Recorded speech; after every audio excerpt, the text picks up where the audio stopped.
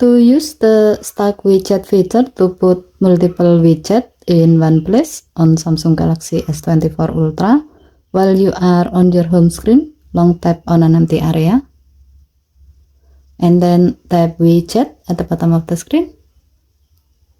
As the example, we will stack the weather widget that had already added on the home screen with the battery status widget.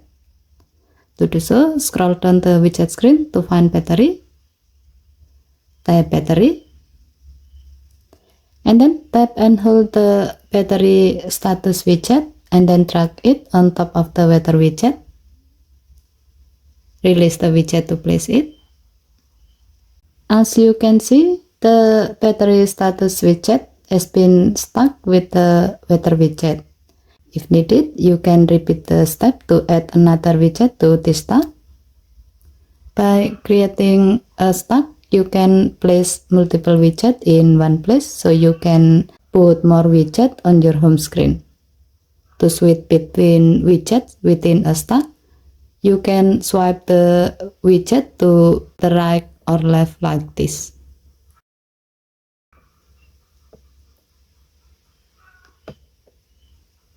Okay, thank you for watching.